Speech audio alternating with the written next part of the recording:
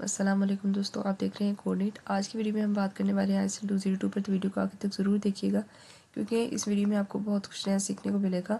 باقی ہمارے چینل کو اگر ابھی تک سبسکرائب نہیں کیا تو کائنڈلی چینل کو سبسکرائب کر دیں، بیل آئیکن کو پریس کر دیں تاکہ ہمارے چینل سے آنے والی ہر امپورٹنٹ ویڈیو کو نوٹیفیکیشن آپ تک ٹائم ٹو ٹائم پہنچتا رہے۔ اپنے فرینڈز اور باقی اسٹڈی گروپس میں بھی شیئر کر دیں تاکہ آپ کے ساتھ ساتھ ان کا بھی بینیفٹ ہو۔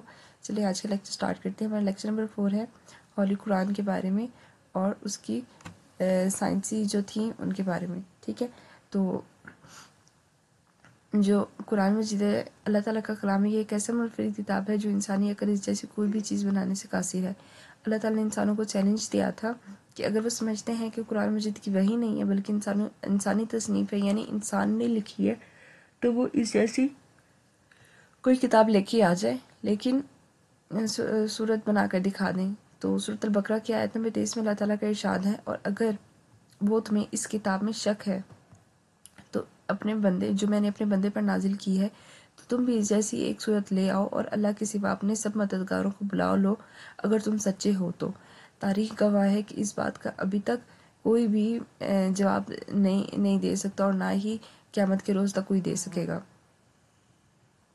مزید چیلنجز کیا تھے اس حوالے سے؟ پہلے 10 آیتیں جیسے کوئی چیز بنا کر پیش کرنے کا چیلنج دیا گیا تھا، پھر ایک ہی صورت جیسی چیز بنانے کا چیلنج دیا گیا تھا، مگر دنیا بھر کے اہل علم آج تک اس بات کا جواب دینے سے قاصر ہیں۔ قرآن مجید کی بے مثال فصاحت و بلاغت اس بات میں ہے کہ مکہ مکرمہ کے بڑے سردار تھے ولید بن مغیرہ۔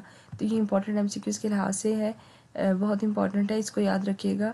جو زبان و ادب کے ماہر تھے انہوں نے بھی قرآن کی فصاحت و بلاغت کا اعتراف کیا۔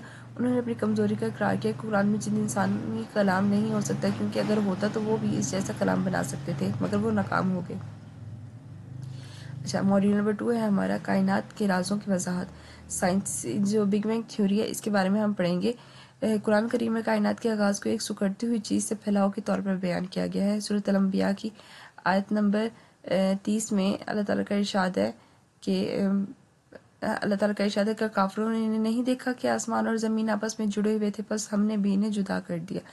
جدید سائنسی ترقی جو ہے تحقیق کے مطابق کائنات ایک سنگل پوائنٹ میں وجود میں آئی اور مسلسل پھیل رہی ہے، جو کہ بگ بینگ تھیوری کی تصدیق کرتا ہے۔ زمین، سورج، چاند، ستارے کی حرکت، تمام اجزاء فلکی اور مخصوص مقدار میں گردش کر رہے ہیں، اپنی حد سے زیادہ تجاوز کر رہے ہیں۔ سورۃ الانبیاء کی آیت میں ذکر ہے، اور وہی جس نے دن رات سورج چاند ستارے پیدا کیے سب اپنے مقدار میں تیر رہے ہیں۔ تو اس کے بعد جدید فلکیاتی بھی اس بات کا تصدیق کرتی ہے کہ زمین، سورج اور چاند جو ہیں وہ سارے اپنے مخصوص مقدار میں حرکت کر رہے ہیں۔ انسانی جینن کی کیمیکائی اور حیاتی ترقی، یعنی کیمیکل اور بایولوجیکل ڈیولپمنٹ۔